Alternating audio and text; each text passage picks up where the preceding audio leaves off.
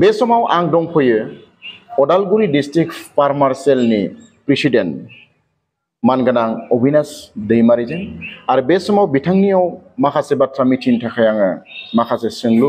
बिथांनिसिम आं लाबोदों। दा गिबियावनो नोंथांखौ आंनि खुलुमनायखौ जासिबाय। खुलुमबाय। आथिखालाव नोंथांमोना नैबे जिथु सरकार बिटिआर सरकार एबा प्रमोद बर'नि सरकार आरो थांनाय जिथुनिखि हाग्रामा महिलारिनि 17 बोसोर जिथुनिखि सरकार बे सरकार आरो दानि सरकार बेजों फारागखौ माबायदि नुयो नोंथाङा?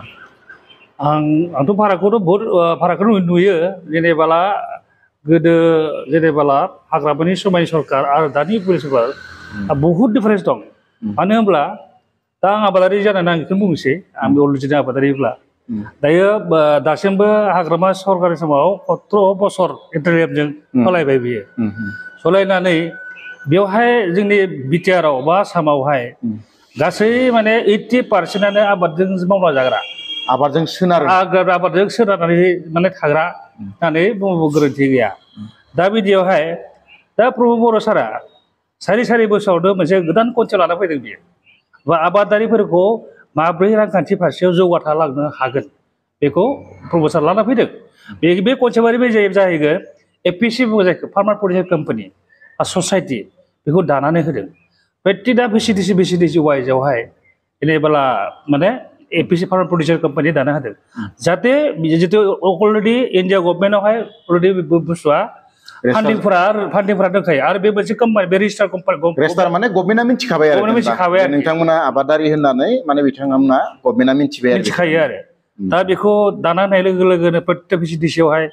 दा बिटिसि गभर्नमेन्टआथ' मोनसे खालामबाथ' माबा मावनोबा सहाय होनोब्ला रेजिस्टार नांगौना दा रेजिस्टारखौ खालामना होनाय लोगो लोगोनो बयबो आबादारिफ्रा जोंनि साइन्टिफिक मेथडजों बा एपिसिफ्रा साइन्टिफिक मेथडजों दायो आबाद मावनो थांगासिनो दङ। जेरैहाय दा बेखौ जुदि सिगाङावनो खालामनायमोनब्ला हाग्रामा सरकारा हाग्रामा सारा जुदि सिगाङावनो खालामनायमोनब्ला दिनै जोंनि बे बिटिआरआव थानाय आबादारिफोरा बहुत गोजौ थाङोमोन आं सानो। मानो होनब्ला आरो बेजों लोगोसे एपिएससिजों लोगोसे मा जायो साइन्टिस्टफोरा फैनानै मोनसे ट्रेनिं बुस्थु फोरोंफैयो। माने बिस्रा गेदारिं जायो नालाय मिनिमाम 200निफ्राय 500 जन मानसि जाथारनांगौ होमबासो बे एपिएससिया थांनानै थायो। आरो बिदिनो दायो ओरैबायदि जादों साइन्टिस्टफोरा फैनानै गोदान टेक्न'लजि फोरोंफैयो। दा जोंनि मानसिफोराहाय बे दोङो दा बहुत माने इउ सरकार जानानै एपिएससिफोरनो गोबां ट्रेनिं होबाय। अर्गानिक ट्रेनिं होबाय, अमानि ट्रेनिं होबाय, मोसौनि ट्रेनिं होबाय, माइखौ माबोरै गायनांगौ, बिधानखौ माबायदि बनायनांगौ। दा जोंनि मानसिफोरा बिधाना माबायदि जायो बेखौ फर एग्जाम्पल आं माइखौनो बुंसै। माइआ जोंहा फार्स्ट मोनब्रै स्टेप थायो। फार्स्ट निउक्लियार सिड थायो। निउक्लियार सिडआ साइन्टिस्टनाव थायो। बेनि उनाव फैगोन बिडार सिड। बिडार सिडआबो जायफ्रा एन्टारप्रिनियर दा जोंफोरनो हरो आरो जोंफोरनो हरो। बेनि उनाव फाउन्डेसन सिड थायो। फाउन्डेसन सिडखौबो बे बिधान जायो बियो माने बिधान जायो बेखौ जानायनि थाखाय नङा आरो जायोब्ला जोंहा मा जागोन इन्डिया गभर्नमेन्ट बा आसाम गभर्नमेन्टआ साइन्टिस्टफोरा लस जायो। सार्टिफाइडखौसो बे गायनायनि आरो जानायनि दा बेफोरखौ जोंनि माबाफोरा आबादारिफ्रा मिथियामोन। ट्रेनिंनि गेजेरजों गोबां मिथिनो हाबाय। दा बेफोर बुस्थुआ जुदि सिटखौ जों माबायदि बनायनांगौ दा जोंहा माइ बिधानखौ बुंना लानो मोनसे दा वेस्ट बेंगलनिफ्राय ट्राक जोंनि गेजेराव माल फैयो आसामाव फैयो बिधान माइनि बिधान फैयो। दा बेखौ जों बेयावनो बनायनो हानाय जाबायना दा बेफोरनि ट्रेनिं अलरेडि नोंथांमोना होबाय? जों होबाय अलरेडि दा बनायनो हानाय जाबायना। होमबाला जोङो दायो जों एपिएससिखौ बुंबाय जे नोंथांमोना जयैनो बायखौ बायदो बिधानखौ बायनानै नोंथांमोना रानलायनानै गायदो होमबा नोंस्रा जितु जों मोनो माइ दामखौ महनसेयाव जेनेबा 1000 करि बा 1200 करि जों मोननाय जायो जेनेबा। दा बिदि हिसाबाव रानलायना लायोबासो खम फैसायावनो माने बिधान बायनो गगोन आरो दा गनाय जाहैबाय आरो दायो माने। अब्ला नोंथांमोना बिटिआर सरकारनिफ्राय मा सुबिदा मोनगासिनो दं? सुबिदाखौथ' जों ट्रेक्टरखौथ' मोनदों आरो महिलाफोराबो फ्रि अफ कस्टआव माने थाइसे फैसा होनाङा जासे मोनदों आरो 95%नि जितु ट्रेक्टर गिदिरफोर बेखौ मोनदों आरो ट्रेक्टर फिसाखौबो जों 95% साबसिडियाव जों मोनदों आरो बहुत दा माने बारग' जिथु माने मिनिस्टार रिहुन दैमारि नोंथाङा दा बेफोरखौ लानानैनो माने माखासे एलिगेसन एबा नोंथांनि सायाव माखासे अजद लाबोदों जे जाख्ल'नाय बा इलिगेल खालामनाय दा बेफोर बाथ्राफ्रा माने बेसेबां सैथो आंथ' बेखौ बुंखाबाय आं जुदि ससाइटिनि फैसा जादोंब्ला आंखौ आरटि होना आंथ' रेडि दाबो आरटि होनायनि जुदि माहानुदा आं जाख्ल'नाय बियो बे गावखौथ' आं बुंखाबाय आरो दुगुन आं बुंनो गोसो गैया आं बेखौ आं काउन्टार बिबाय थाखादों माने आंखौ काउन्टार होफिननांगौ आंनो जबाब होनांगौ होननानै रिउ सारखौ आं दाखालि बावै निउसाव बुंदों सानथामनि सिगाङाव आं बुंदोंमोन निउसाव आं बिगासिनो दङ दिनै मानो होनो हायाखै बेयो गावखौथ' बुंखाबाय अलरेडि आरो बिथाङा दा सानदों बियो माने बैरकुन्द समस्थियाव गेलेगोन बायदि खोनानाय मोनदों आरो खोनादों फाइनाल जाबाय होनदों आरो बेफोरा खिन्थु दा बेनोथ' जेनेबा माने बिथाङा स्टेटनि मिनिस्टारमोन मिनिस्टारनि उनाव एमपि जानांगौ बा सेन्ट्रेलनि माबा जानांगौ बिथाङा काउन्सिलावसो फैफिनगोन होनबा बेखौथ' होनबा बेनि आन्दोआव मा हयथ' बे माने बिथांनि जनप्रियताया एसे खमिबाय नामा जेनेबा गावनि लेभेलावल' थाबाय नामा जेनेबा बेखौथ' मा बुंबावनो बेहा माने रिहल सारहा एक्सुवेलि मानसि गैला गावनि नेता लिडारफ्रा खारलांजोब्बाय दानि बलेन दामो दंमोन बिक्रम दामो दंमोन आरो बेनिफ्राय प्रनिल दामो दंमोन मोनसे नेता लिडारफ्रा खारजोब्बाय मोजां दैदेनगिरिफ्रा गैला दायो बेनिफ्राय आरो बेहा मा सारहा भुला बे एमपि जाहैनांगौमोन हायोबा बे केबिनेट आरो एमएलए गेलेनांगौमोन बे फिसा काउन्सिलाव सासे मिनिस्टार जानानै सासे केबिनेट मिनिस्टार जानानै काउन्सिल गेलेगोन होनना खोनादों खिन्थु सानना नायनाया मोजां गावनो बायसान्स जेनेबाथ' गावनि मान स्टेटासा जोब्बाय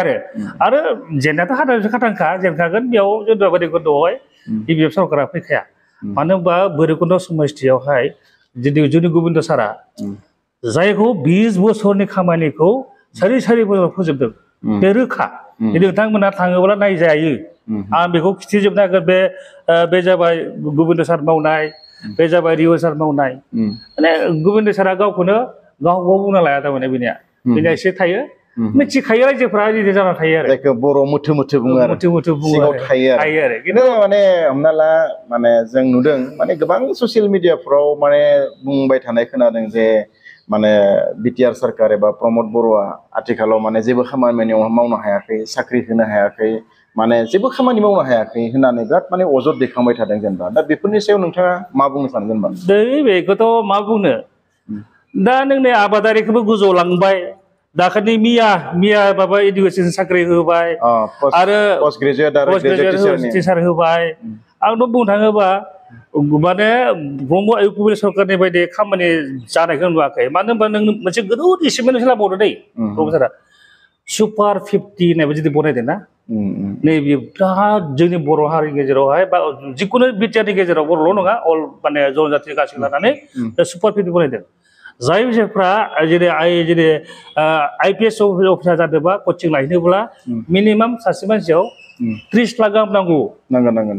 सासे दुखिया डक्टर लानोब्ला मथे 3 लाख 4 लाख टाका नांगौ इन्जिनियार लानोबाबो 3-4 लाख टाका नांगौ आरो बे जुदि एपिएससि लानोबाबो नोंहा जुदि आइपिएस बहुत लाख टाका नांगौ जायो बेखौ जे टेलेन्ट गोनां मानसिफोरा जे मोनदों कचिं फ्रि अफ कस्टआव बेसे मा नांबावगौ जुदि हाग्रामा सारा जुदि बिपिएल समावहाय जुदि लानायमोनब्ला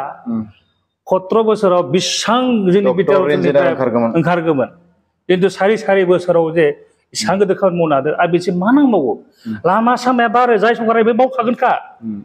लामाया मावखागोन बिल्डिं मावखागोन बे सहायजा सरकारा मावखागोन खिन्थु भिजनासो गोदोखोरा ना दा नों बिजन लादों जेनेबा दायो थांनाय बारावहाय 50 जोन बर' सुबुंफ्रा माने एपिएससिआव पास खालामदों बा बे सहज थांनाय बारावहाय 47 जन माने डक्टराव मोननो सिट मोनदों बेफोरो सहज होमबा नायदो बिटिआर गेजेराव 5 बोसोरनि उनावहाय माने 5 बोसोरनि उनाव नों नायदो सिनारिखौनो माने ग्रिन नुजोबगोन माने ग्रिन नुजोबो माने नों नाय एसां जुदि डक्टर इन्जिनियार जुदि आइपिएस अफिसार जुदि एपिएससि अफिसार थाबा ग्रिन नङामोन नामा बेयो बेनिसा मा नांबावगौ लामाजों जों बुङा केनेलखौ जों बे फैखागोन मावखागोनखा बिस होनजे लादों जे बिराद गिदिर खौरां बेयो आरो जों बुंनो थाङोब्ला टुरिस्टनि फारसेबो दायो बहुत माने जोंनि जितु इउपिएल सरकारा एक्टिभिटिस लादों माने आरो होदों आरो दंफां गायनायफोर लादों बेफोर मा बेफोर गाज्रि एक्टिभिटिस मोजां आरो नेसनेल पार्क हिसाबै घोषणा जाबाय जे नेसनेल पार्क घोषणा जाबाय रायमनाफोरा नङा होमबा मानो हादों नामा आरो नों नाय बर'आ 17 बोसोर माबाया हाग्रामा सारा 17 बोसोर सह खालामदों हो नोंथाङा नैबेबायदि बाथ्राखौ बुंनो नागिरदों जेनेबा हाग्रामा महिलारिनि 17 बोसोर आरो प्रमद बर'नि जिथुनिखि 5 बोसोरखौनो हमबाय जों नङा होमबा होमबा बै 17 बोसोराव बर'फ्रा 17 बोसोर बेक जाबाय नों बेकथ' मानो बेक नङा आरो नै प्रमद सारा माबायदि खोथा मावो मिथिबाय जेटेक बे देमालि बुस्थु नामा सोर जाथिया खैजना जोंनि जिथु गाननाय जोमनाय जानायखौ लानानै बे इजि खोथा नामा बे इजि नङा रावबो लांनो हाला गाननाय जोमनाय जाबाय नेसनेल इन्टारनेसनेल लेभेलाव बे मोनसे माबा जायना थाहैबाय बे हस खोथा नामा हादोंथ' आरो मा होनांगौ 5 घंबाय दे 5 बोसोराव मा बेसेबां मावनांगौ मोनसे इमप्लिमेन्टेसनखौ कमप्लिट खालामनोब्ला मिनिमाम 10 बोसोर नांथारगोन बेयो हाग्रामा साराबोथ' हायाखैमोन ना बेबोथ' बे गायरा गुग्राब जायगायावहाय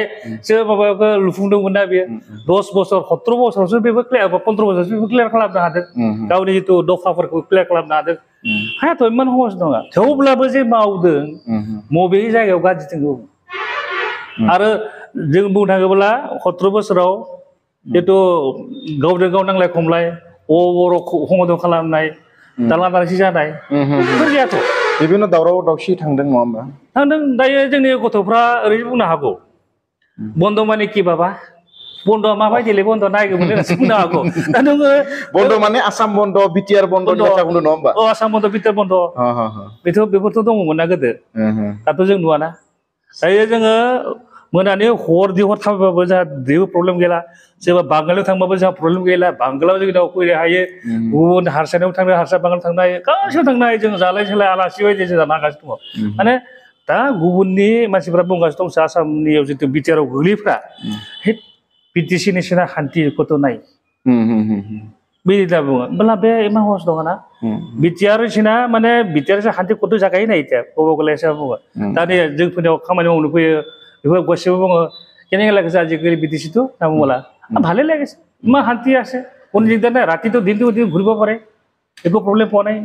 आरो मोनसे अजद माने जों खोनाबाय थायो आरो बिटिआरनि चिफ माने बिथांनिफ्रायबो खोनाबाय थायो जे माने हाग्रामा महिलारिनि सरकारनि समाव गोबां लाख थाखा करोड़ थाखा माने लाइबिलिटिस दङमोन होननानै दा नैबे समाव जिथुनिखि प्रमद बर'नि सरकारनि समाव जायफ्रा थिका मावदों बेवहाय बा जायफ्रा साख्रि लादों बेवहाय दा बेवहाय माबाफोर खिलिमिलि माने दङ होननानै नोंथाङा सानो नामा जेनेबा आंथ' दा मैया सोंदोंमोन आंनि न'नियानो जायो आबौनि फिसाला जायो आरो जोंहा बिनानावनो जायो सोंदोंमोन माबाफोर लादोंमोन नामा होनना सोंदों साख्रि मोनदों नामा साख्रि पस्ट ग्रेजुएटआव मोनदों औ बुंदों थाइसेबो खरसा गैया होनना बुंदों होमबा आरो ठिकादारफोरनि बिलफ्रा माबायदि ठिकादारफोरनियाबोथ' सिगाङाव हाग्रामानि समाव आरो दानि समाव बहुत डिफारेन्स दङ आकाश टिपाल दङ आंनि खोनानायाव नुनायाव आरोखि मानो होनब्ला हाग्रामा सारा मा जामोन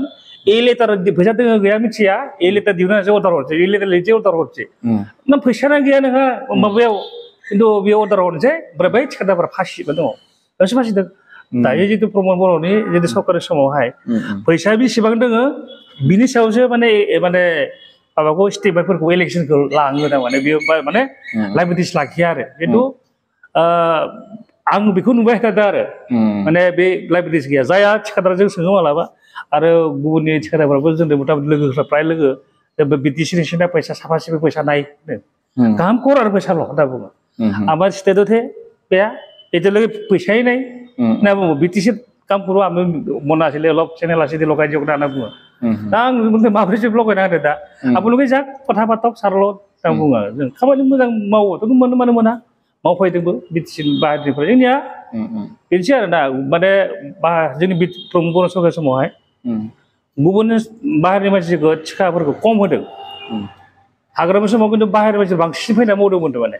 बिथांमोनाथ' बुंगासिनो दङ बिक्रम दैमारिया माने एकदम ठिकादारफ्रा माने आसामनि माने आउट अफ बिटिआरनि माने हाग्रामानि समाव माने सासेबो मानसि नुयाखैमोन जोंनि मानसियानो मोन्दोंमोन होननानै बेसेबां सैथो बे नङा बे बिक्रमालाय सासे जेबो मानसि नङा बेखौ दिमागखौसो गावनि एरियायावनो थांनो हाया बियो गावनि उनावनो बे जे भट बिनो हागोन बियो मिसा खोथा बियो गावनि एरियायावनो मिटिं लिरलाय बियो 200 ल'सो बे बिदियाव नायदे जाया बियो माने दिमाकुसि बा भेरगाव मिटिं खालामबाय थादोंबा हाजार मानसि जादों माथो जादों दाखालि जायगानि नामा बे दाखालि रिलिज खालामदोंमोन खोब तो 50 जनसो दंमोनदां आरो बेनो एकदम माने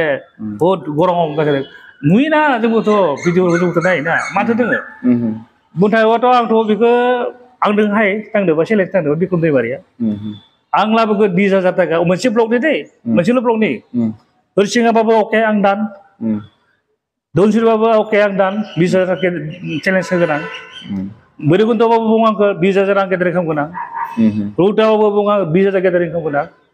पासनिबाबो बुं माने जोंहा मा जाखो उदालगुरि डिस्ट्रिक्टआव आंना फायगिरि नालाय माने गटे नेमखौ दंजोबो माने आबादारिखौ जोङो थाङै फोरोंबाय थायो बेनिखायनो थाङै आसि दिदि फोरोङो गयफोरखौ माबोरै गायनांगौ ओमफ्राय जोंहा माल्टा अरेन्जफोरखौ माबोरै गायनांगौ ड्रागनखौ माबोरै गायनांगौ बिदि फोरोंनायखायनो आंखौ बे दैमारिखौ रावबो सिनायबो गैया बेनिखायनो जों बुंनो हायो जे जोंदों आबादारिफ्रा गोग्गोम दङ बे बिक्रम दैमारि बुंनो आबादारिनि मा बाथ्रा बुंनो बेयो बे डेभेलप नामा 80%आनो आबादजों सोनारना जाग्रा होनना बुंगासिनो दङ बिक्रम दैमारिया मोनसे एकदम माने बिनि बुंनायखौ आं बजबनाय जाया माने माबायदिहाय होनब्ला बे जाख्ल'नायनि मानायनि बायदि जेबो गैया बेनियाव बेनो खौरां लेंगुवेजाव जों जे डेभेलप जालांनांगौ बिटिआरखौ जे गोजौआव दैदेनलांनांगौ बिटिआरनि आबादारिफोरखौ रांखान्थि बेलायाव जौगाथाय होलांनांगौ बेखौ बुंलाय बेयो ट्रेनिं होनो थाखाय आबादारिखौ बुंलाय बे बिक्रम दैमारिया आंथ' बेखौ जेबो बुंनांगौ जाख्ल'नायनि माबानायनिनो बेनि बायदि जेबो बुङा बे आबादारिखौ जे गोजौआव लांनांगौ सिन्था थानांगौ मेन्टेलिटि थानांगौ बेहा बे गैया बेनि मेन्टेलिटिया गाव एमसिएलए जानो मोननाय हाग्रा सरकार एबा गाव थिखा मावनो मोननायनि बिनि बादि पलिसि बेहा जेबो गैया आरो मोनसे बाथ्रा जेनेबा नोंथांखौ आं आबादारिब्लाबो माखासे बाथ्रा सोंदों थेवबो आरोबाव सोंबावगोन आं बिपिएफ हानजायाव गोबां गिदिर जायफोर नेताफोर बा दैदेनगिरिफोर बे नेताफ्रा इउपिपिएलआव थांदों बिजेपिआव थांदों दा बेनि गुबै जाहोना मा कारनाव थांदों मानि थाखाय दिनै बिथांमोना गावसोरनो दानाय बिपिएफ पार्टिमोन गावसोरनो बिपिएफनि सोरबा इएम एमसिएलए एमएलए जानाय सोरबा एमपि जानाय बिथांमोना फ्राय थांबाय गैयानो मानसिफ्रा आरो एकदम माने भइसलेस दायो सिनियर लिडारफ्रा भइसलेस बे माने हमना ला बिक्रम बिथांमोन माने कास्टम प्रहलाद बा माने रेन्जयमोन बिथांमोनाल' दा माने एकदम माने जोंनि एबसुनिफ्रायनो थांनाय हमना ला बा बर' माहारियारि आफादनिफ्राय थांनाय बे गोदान मानसिफ्रा दिनै जेनेबा बेबायदि माने माखासे बाथ्राफोरखौ बुंबाय थादों दा बे लिडारफ्रा थांनायनि जि कारन बेखौ मा होननानै सानो नोंथाङा आं कारनखौ बर' होनना बुंसै साप'ज नोंनि न'खर गंसेयाव जुदि जाय सालायग्रा जाय जेनेबा बिगुमा बे बिगुमाया जुदि थिग नङाबा नोंनि बिसि फिसाया गासिबो खारगोन बिसिया खाया जानो हागौ नोंनि जुदि दाहोनाफोरा गासिबो खारगोन माने नोंनि खिथाव थानाय न'खरा बायगोन माने दा बुस्थुआ बिगुमाया अख्राद्राय जानो हागौ बा पावार हेस्टग्राफ खालामग्रा जानोबो हागौ आरो पावार सेखग्रा जानो हागौ गासै पावारखौ लुबैग्रा जानो हागौ बे बिदेशआव खारो दा बुंनो थाङोबा हाग्रामाया जाहैबाय गावखौ पावारखौ गावल' मोननो लुबैनाय जाहैदों माने बेयो आरो जेनेबा मोनसे संगठन सालायनोब्ला बा मोनसे न'खर सालायनोब्ला हदायबो एग्जिकिउटिभ जिरायग्रोनांगौ जायो आरो मोनसे न'खर सालायनोब्ला मोनसे बिजनेस मावनोबा हदायबो बाजेट बनायग्रोना लानांगौ जायो होमबासो नोङो गासै खामानि बिथिङावबो साक्सेस खालामनो हागोन दा बेराफारसे बुंनो थाङोबा हाग्रामाया पावार लुबैग्रा दा जेनेबा जोंहा दिवन सारखौ रोंबाय बे पावार लुबैग्रा रावनोबो चान्स होआ आंनो नांगौ बिसोरना मा जागोन बे मा होनना बुङो कंग्रेसनि राजखान्थि टाइपलै माने जाथिखौथ' मोनलांबाय थानांगौ फिसालाथ' फिसाला बिदि माने बिसोरना मोनलांबाय थानायनि पासबुक सोलिबाय थादों थारमाने दा हाग्रामाया जुदि रावदोबो रायलायाबा गावखौनो गासै पावारखौ लुबैयोबा सोर थानो बेनि मेन कारना बेनो दा प्रमद बर'नि कारन प्रमद बर' साननाया जाहैबाय एजुकेटिभा फार्स्ट रायलायग्रोगोन बेयो आरो बाजिया लाग्रोगोन आं बेसेबांखिनि खामानि मावनो हागोन आरो बयजोंबो रायलायनानैसो बे मोनसे डिसिसन खालामो बेनि थाखायनो प्रमद सारजों गासिबो फैदों दिनै खाम्फा हायदों सन्दन हायदों गासिबो गेदेर नेताफोरा फैदों बिजेपिआव खैजोन लिडारफोर थांदों बांसिना फैदों इउपिएल सरकाराव प्रमद बर' सारजों बांसिन फैदों जोंबोथ' मोनसे समाव हाग्रामाखौ सापर्ट खालामदोंमोन ना आरो रिअ सारखौ देरहा होनाया आंनिबो मैखोम गोहोम दङ जेब्लाखि फार्स्ट देरहा होदों होमब्ला समाव एनडिपि दंमोनलै ओरैबायदि रिअ सारखौ ओरैबायदि खस्थ' खालामबाय जों रिअ साराव माने केम्पिं खालामै खालामबाय खामखानानै जेरावलागै भटआ जोब्बाय होमबाना जोंखौ एनडिएफआ बै समनि खौरां दानि खौरां बै समनि खौरां आरो जोंखौ न'निफ्राय होसोदों आरो जों रिउनि सारनि न'आवहाय मास मोनसे खारनाय थाङो जों बै समाव खिन्थु जों लंपेन्ट गांसे बायना ला ड्रेस गंसे बायना ला होननाबो जों होआखै बेवहाय जितेनबो दोङो आं दोङो खालामनाय सासे मानसि थैना थांबाय आं बलेन्टियारखौ कमप्लिट मोजां मिथिगौ बेबायदि जाथाय जादों आरो मेनआ जाहैबाय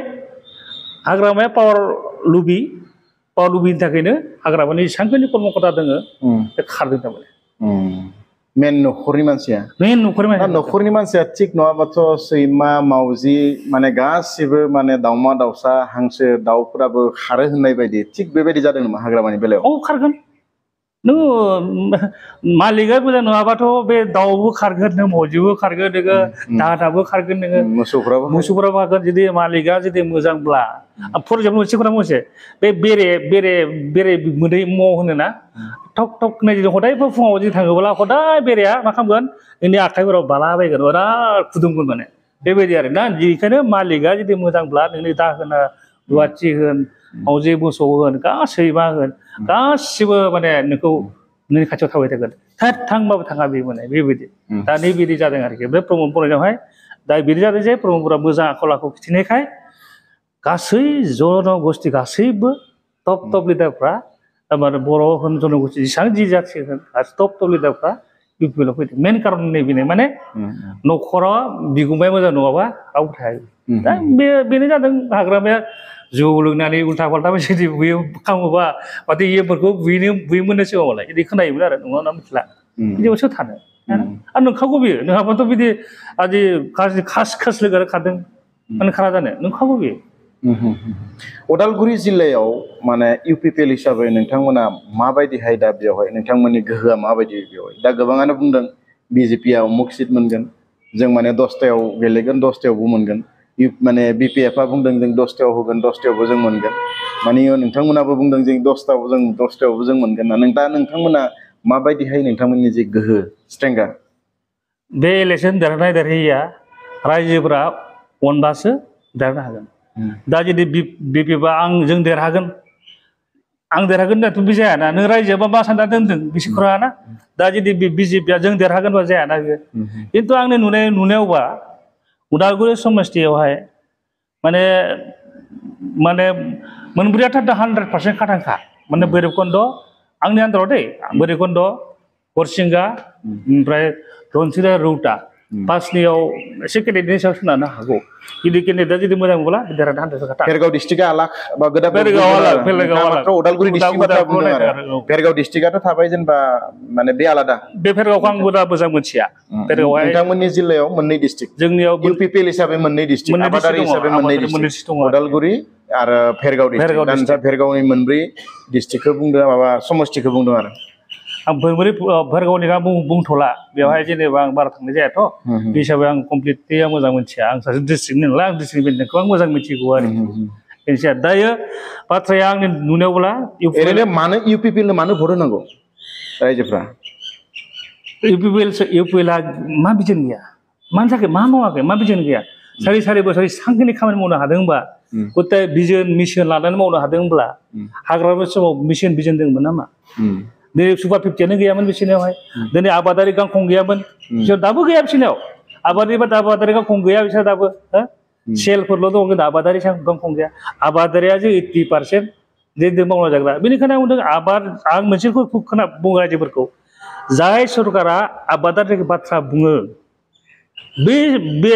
जाय बाथ्रा आबादारिनि थाखाय खामानि मावगोन होननानै बुङो सरकारा बेबायदि मानसिसो बेबायदि सरकारासो भट होनानै देरहाहोनाया आबादारिनि थाखाय मोजां खामानि दिनैसिमबोथ' हाग्रामाया बुङाखै आबादारिफोरनि थाखाय जे खामानि मावगोन होननानै बुङाखै प्रमद साराथ' बुंगासिनो दं आबादारिनि थाखाय हाग्रामानि खामानि मावगोन होनना बुंगासिनो दङ होमबा मा मावगोन होमबा बेनिखायनो आं बुंदों जे माने इउपिएलनो ट्रेक्टरनि सबसियाव होनानै देरहाहोनायासो जोंनि आबादारिनि मोनसे गिदिर बेनिफिट जागोन होननानै सानो आरो मानो होनब्ला नों नाय उदालगुरियाव माबोरै कन्टेस्ट जागोन होनना बुङोब्ला उदालगुरियाव कन्टेस्टआ जागोन बिजेपि दं दै बिजेपिजों माब्लाबा जाखाया फार्स्टआव हायगोन इउपिएल द'आव थांगोन सेकेन्डआव हायगोन बिजेपि थार्डआव हायगोन एपिपि बे अल्टारनेटिभ दा दिनो ना अल्टारनेटिभ हायगोन अनजल दैमारि आब'नि अल्टारनेटिभ हायगोन बिदिनो कंग्रेस हायगोन फाइभआव थांबा माबा नांगौ भटार पार्टी ना भटार पार्टी फाइभआव 6 नम्बरावसो बिपिपि मोनगोन जोंनि उदालगुरियावबा लास्टआवसो मोनगोन बे कन्टेस्टआ माने कन्टेस्ट जायानो माने बियो आंनि नुदों जाया आरो दा नों नायदो जुदि प्रम'साराव जुदि फैनाय लोगो लोगो हाजार मानसि जायो जों थांबाबो बिसा 500 गाहाम जुदि बैसो थाङोबा जोंफोरबायदि मानसि थाङोबा फिसा मानसि थाङोबाबो 500 मानसि जों गाहाम पाब्लिकखौ जों मोनो आबादारिखौ जों मोनो होमबा दिनै बिसोरना खैथा मिटिं खालामना लानो हादों हाग्रामाया दिनैसो पाब्लिकजों बेयाव मिथियो जे उदालगुरियावहाय बा गुत्तायावनो नुदों जेनेबा भिडिअफोरावथ' नुदों माबा निउस मिडियाफ्राव नुदों हाजार मानसि जानायखौ नुदों बेनो प्रब्रा रायजोआ गोनो गोथो जानांगौ खुरां गैया आंनोबा इउ सरकारखौ फैसा फैफिननांगौ आरो बेनिफ्राय फैफिननानै आं बिसोरखौ आबादारिसो बारा बुंसिगोन दै आबादारिनि थाखाय बाथ्रा जुदि खामानि मावगोन होनना बुंदों आरो मावखादोंबो नुखादोंबो बे हिसाबाव आबादारिफोरा आरो खनसे होफिनबावनानै सरकारखौ लाफैनानै आबादारिफ्रा जाहाथे आखौ चान्सखौ लाबावनांगौ जोंनियाव बेयाव इन्डास्ट्रि गैया दायो जोंनियाव सर्सफ्रा दा दं माइनि थाखायबो जोंहा माइ मिल नांगौ जोंनि थाखाय दा जुखामा जोंहा बेयाव एभेलेबेल जुखाम जायो दा जोंहा जुखामनि थाखाय जों फेक्ट्रि बनायनो हायो चाइल्डलेस इन्डास्ट्रि फेक्ट्रि जों मोननो हायो